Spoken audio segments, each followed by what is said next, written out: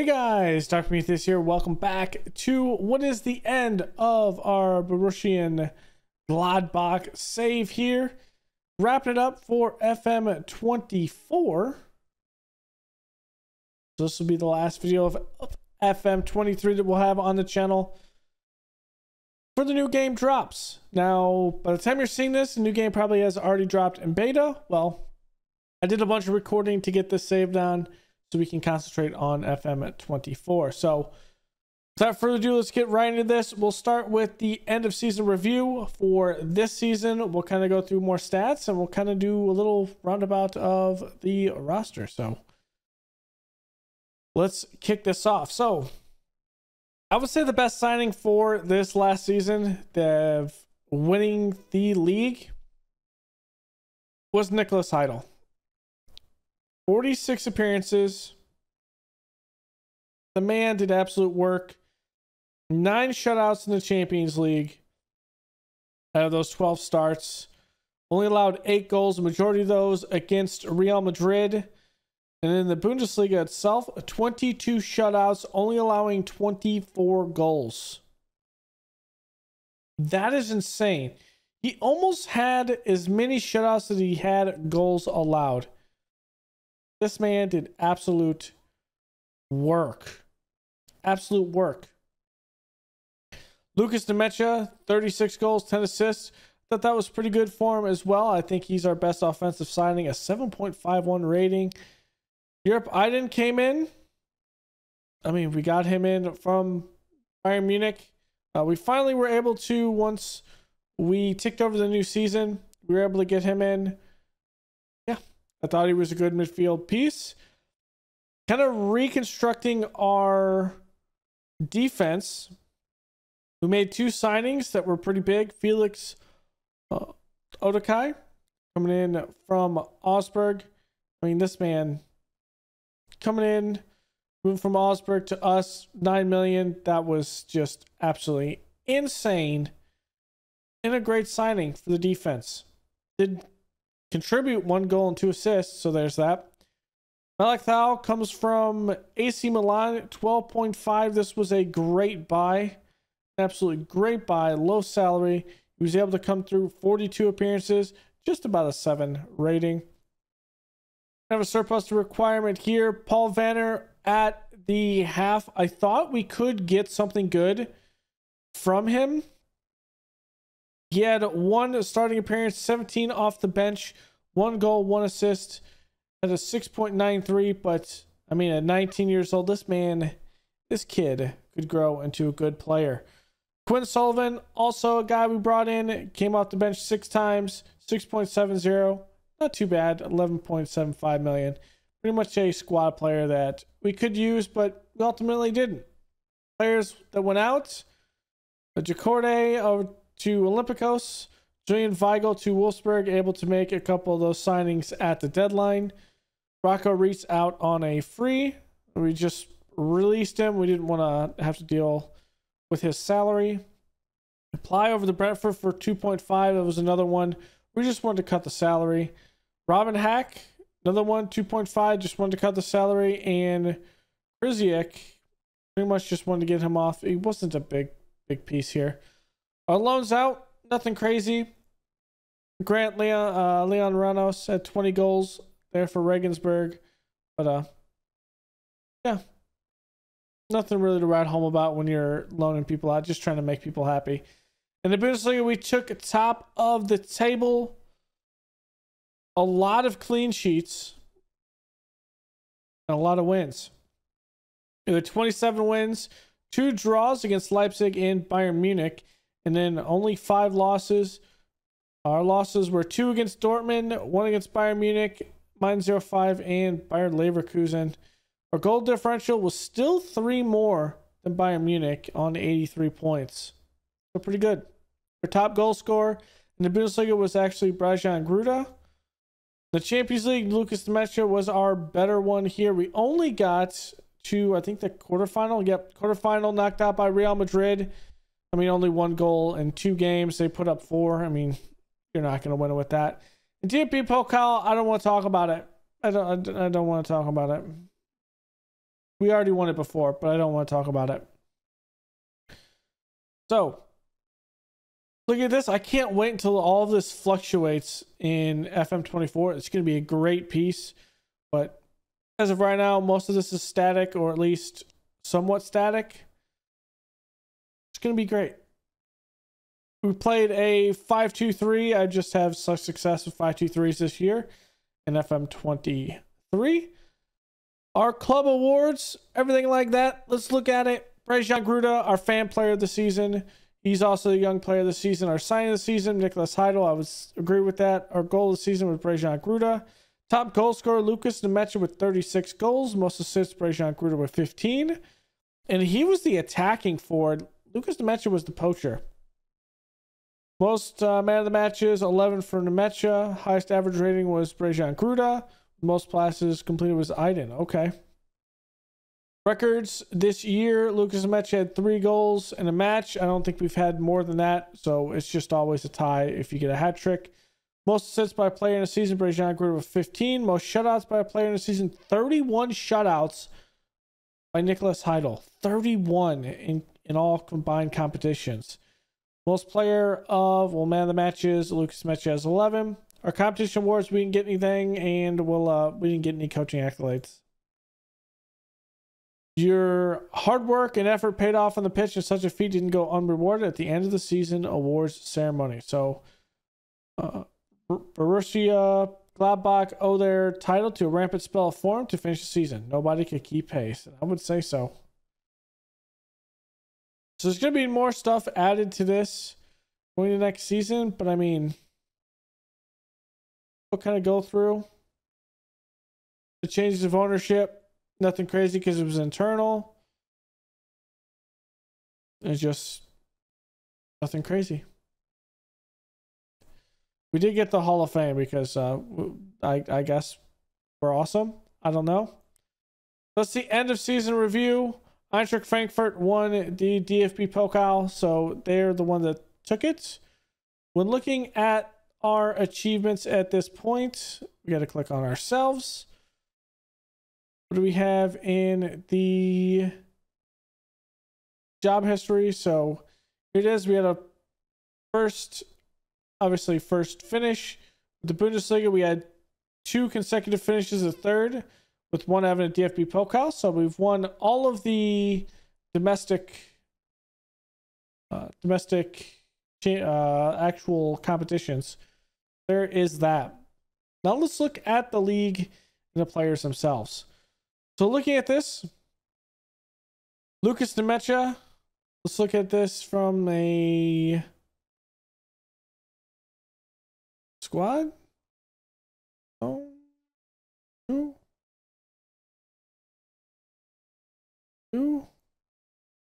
Stats.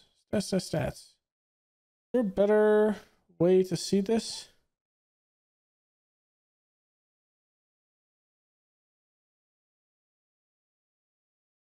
I think it might be this.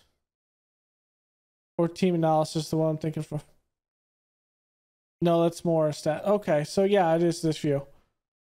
All right, so what we had was 36 goals by Lucas Nemecha in 45 appearances, 2 as a substitute, 10 assists there. I mean, those 2 as a substitute, that's one of the first 2 games before we started playing him up top.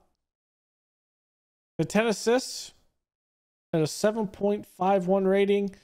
Brejan Gruda with 32 goals in 47 competitions, 15 assists. And Kamari 20 and 44. Some good ratings up top, and kind of trickles down from there. Assists, big one though. Joe Scully has 14 assists in 45 games, 1 goal. Luka Netz had 12 assists, 2 goals in 46 games. And then some good stuff from the midfield, with Aiden and Kone having 6 and 5 apiece. And then from there, we have a couple of guys that actually came off the bench and played some good bit of football. We needed them. One of them being Nagomu, 5 goals, 2 assists, 26 substituted matches. So we have some good stuff. Good stuff from the guys here. Let's look at this from a statistical standpoint in the Bundesliga. So Rajan Gruda has the best average rating. Lucas Demecha is at third. Most goals in the league. Karim Adami has 38, but Rajan Gruda and Demecha. Gruda has 26 and Demecha has 24. Most assists. Kamari has 11. Gonzo Plata on Dortmund has 13. Man of the matches. Pretty much tied there between Adami and Demecha with 8. Nothing crazy with the free kick goals. Shutouts, 22 shutouts. That's more than Manuel Neuer on Bayern Munich with 20. We just had a solid defense. Solid defense. Just insane. Looking more of the goals here. We ended up passing Bayern Munich. They just went on a bad drawing spree. We have 82 goals. Still Dortmund passed us with more, with 91 goals there. So there is that. Most shots, Dortmund had the most. Most points per game was us, because obviously we took the most points. Fewest shots against. Bayern Munich had the fewest shots against. Next one is up, us. So we were doing some good stuff defensively. Possession, we averaged about 55. We don't have that stellar roster that Bayern Munich has. But here's a couple of shockers with Hamburger and Augsburg up here. And then Wolfsburg having a higher possession. Best pass completion was HSV. Tied with Wolfsburg at the top. So that is one thing that's crazy. Least conceded goals. Bayern Munich only allowed 12 goals this season. The biggest thing is a lot of their draws look like they were 0-0 matches, so they could not actually score. But when they scored, they scored. Most shutouts, ours with 23. Bayern Munich had 22. There is that. Bayern's last bit of games were all wins. The biggest thing is this draw with Dortmund, this draw with Schalke, Mainz, Stuttgart, and the loss with HSV kind of put them on a struggle bus of a form before they got it collectively back together with Red Bull Leipzig. But by the time they're trying to chase us, and it's not working out very well for them. They were our chief issues in this one. We got team detailed. Let's look through here. Nothing crazy. Attendance numbers don't really matter. Let's look at how we built this team. So salary per year, we were 5th in salary per year. That is, I mean, look at this. This is insane. Dortmund has double our salary. Double our salary. Okay. Bayern Munich has quadruple our salary, almost. We built a team with 4 times less salary than Bayern Munich and won the league. That is insane. We did have the most transfers spent because we're not really selling players in this. And we're not really like buying players to sell. That's one thing. Looking at the stats for this season. So most goals, we kind of know that. Most assists, we kind of know that. Most shots. Here's one. Most shots, Lucas Demecha and Gruda are both 2 and 3. The top is Karim Ademi on Dortmund. Has 129 shots. Okay, he was just better at more shots and finishing. Looking through, Manu Kone 6th in most tackles. Most shutouts, Heidel is in there. No one else had a lot of shutouts after Bayern Munich. It starts skipping down 16, 14, 12. Hughes conceded. Heidel conceded 24 goals. Noir conceded 10. Still, there's a couple in here. Looks like Bayer Leverkusen actually switched their goalkeeper mid-season. So Savar has 13 and Caprelli has 23, but combined it's 36 goals. So we would still be second if it wasn't combined. Same thing with HSV. It looks like they switched keepers as well. One gave up 24 and the other one gave up 27. So technically we are second in goals given up at this point. All right. So that is pretty much it. So my thing with the squad. So look at this. We made some good moves. I really liked a lot of the moves that we made in this. I also like the developments we kind of did with a lot of these players. There's a couple players that still don't have development that at the end of the day we could still develop down the line, and that's Vonner and Iden. But those are just guys that we brought in this year, so obviously we don't know how high their potential can be. There's a couple other ones with like Sullivan, Ulrich, and Fukuda that have a possibility as well. But a lot of the guys that we've been playing have their talent kind of sussed out for them at this point. Luka Nets being probably the highest transfer that we could get next to Iden. We knew that. When it comes to ability, best player, Luka Nets next to Lucas Demecha, then Brejan Guda. So the guys, a lot of guys that have the ball a lot. Luka Nets with a lot of actual crosses, but funny enough, Scully has more assists, which is quite hilarious. And Scully is down here, a 3-star rating at this point out of 3.5. But we were pretty solid in the back third and the front third. So with Nets up here, Danvlik and Kone, and then Kamari up with Demecha and Gruda. I mean, we were pretty good. Our lowest player that actively had a lot of playing time between Felix Demecha, Friedrich, and Nagomu. But I mean, these guys are subs. Paul Vanner, you can't really say that he's a low-rated guy because he's still developing, so we won't call him. But a lot of those guys contributed. They did a lot of good work for us. At the beginning, we had a pretty good, solid bit of a team. We did get some of those guys out. There is that. I mean, at the end of the day, we did some good work in getting some transfers out. A lot of transfers in. We had the money for it. Gruda was a good one with that player exchange. Danvlik from Salernitana was a good one. Felix Demecha came in first. Lucas Demecha was later after he actually wanted to leave the team. So that was a good bit of trade there, especially Dejan Kamari from Salzburg. Unfortunately, Kevin Scheid did not work out how I wanted it to, but yeah, sometimes those happens. Sabiri was a decent job, but he just could not get it done. Also, our goal scorer for this season was really all about. Don't really see him. He's probably still on. If I had to guess, Union Berlin.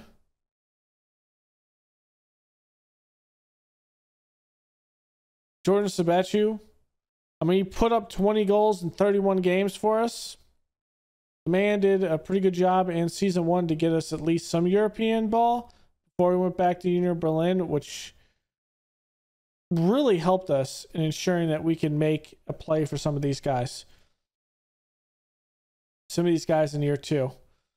With the sells, not a lot of sells. Obviously, a lot of transfer in, but that is a symptom of how much money you get in the league in Germany. I mean, it's a massive profitable league just by seeding in the top 8. So that's why you can see it transfers out and transfers in kind of differ in this, as opposed to my Wrexham save.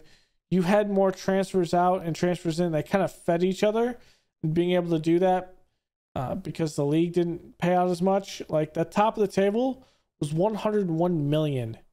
And so that should give you the idea that going into this, they've now raised our transfer budget because of this by another 30 million. So, I mean, if we go into the next season with this money, we can make a couple splashes and absolutely win the Champions League at that point. just because how much money it is. And not even a lot of debt there. So that's one thing.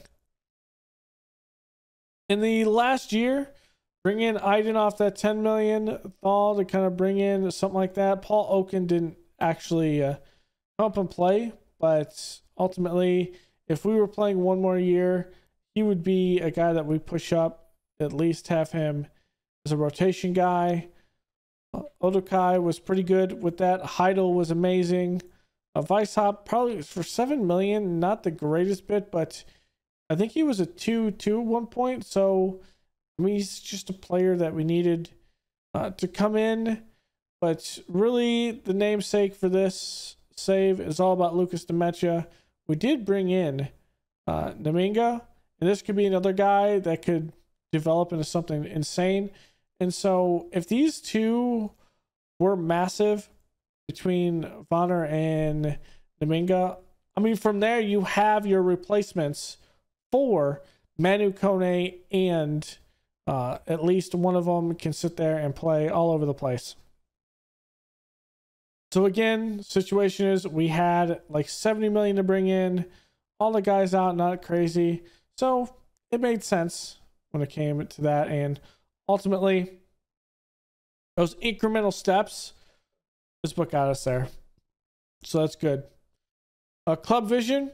Now, do we actually do all of the Club Vision circumstances? I think we've ticked over to the new year, so we may not see that, but we're not really worried about all of those. The biggest thing was this. So I thought we were competitive in the Champions League this past season, and we start qualifying for the Champions League.